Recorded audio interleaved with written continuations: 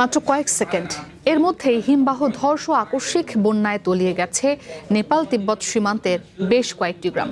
সময় যত গড়াচ্ছে ততই বাড়ছে মৃত্যুর মিছিল। এত অল্প সময় নিরাপদ আশ্রয়ে পৌঁছাতে পারেননি অনেকেই। ভাগ্যক্রমে কেউ বেঁচে গেলেও বাঁচাতে পারেননি প্রিয়জনকে। এদিকে বিধ্বস্ত নেপালকে সহায়তায় $5 লাখ আর্থিক সহায়তা পাঠাচ্ছে আমেরিকা। সেখানে নিজেদের নাগরিকদের সন্ধান ও উদ্ধারে রওনা করেছে সাউথ কোরিয়ার জরুরি উদ্ধারকারী দল। নগদ নিয়ে এলো হার না মানা হার অফার। সর্বনিম্ন 10,000 টাকা রেমিটেন্স নগদে পাঠালে থাকছে স্বর্ণের হার জেতার সুযোগ।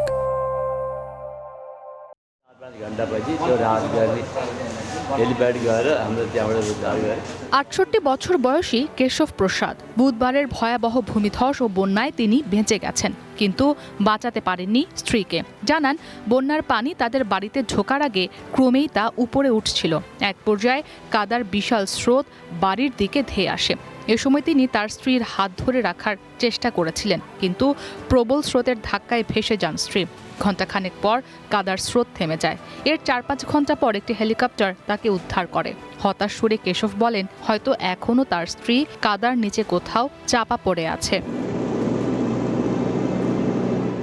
কেশবের মতো আরও অনেকেই বেঁচে ফিরলেও বাঁচাতে পারেননি প্রিয়জনকে। হয়তো শেষবারের মতো দেখার বা কথা বলার সুযোগও পাননি অনেকে। চোখের পলকে ছবির মতো সুন্দর হিমালয় কন্যা নেপাল এখন ধ্বংসস্তূপ। বলা হচ্ছে 2015 সালের ভয়াবহ ভূমিকম্পের পর বুধবারের ভূমিধস দেশটির সবচেয়ে বড় প্রাকৃতিক দুর্যোগ। আকস্মিক বন্যা ও ভূমিধসে প্রাণহানি ও ক্ষয়ক্ষতির হিসাব কষতে সময় লাগবে বেশ কয়েকদিন। নেপাল তিব্বত সীমান্তে ঘটে যাওয়া ভয়াবহ ও মর্মান্তিক এই প্রাকৃতিক দুর্যোগে ব্যাপক প্রাণহানি, নিখোঁজ ও ক্ষয়ক্ষতিতে গভীর শোক জানিয়েছেন জাতিসংঘের মহাসচিব অ্যান্টোনিও গুতেরেস। এক বিবৃতিতে নিহতদের পরিবারের প্রতি সমবেদনা এবং আহতদের দ্রুত সুস্থতা কামনা করেছেন তিনি। জানান, নেপাল সরকারের নেতৃত্বে চলমান উদ্ধার ও ত্রাণ কার্যক্রমে সহায়তা করতে জাতিসংঘের বিভিন্ন দল ও অংশীদাররা সরঞ্জাম ও জনবল পাঠানোর উদ্যোগ নিয়েছে। এদিকে নেপালের উত্তরাঞ্চলে ত্রাণ কার্যক্রমে সহযোগিতা করতে লোকবল এবং $5 লাখ আর্থিক সহায়তা পাঠাচ্ছে আমেরিকা।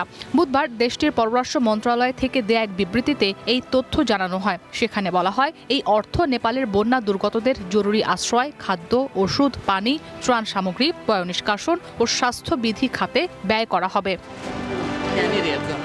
নেপাল তিব্বত সীমান্তে এই প্রাকৃতিক দুর্যোগে সাউথ কোরিয়ার বেশ কয়েকজন নাগরিক নিখোঁজ রয়েছেন। কাদামাটির নিচে আটকা পড়েছেন কয়েকজন। তাদের সন্ধান ও দ্রুত উদ্ধারে ইতিমধ্যেই নেপালে রওনা হয়েছেন সাউথ কোরিয়ার পুলিশ, জরুরি পরিষেবা এবং পররাষ্ট্র মন্ত্রণালয়ের 11 কর্মকর্তাকে নিয়ে গঠিত জরুরি উদ্ধারকারী দল।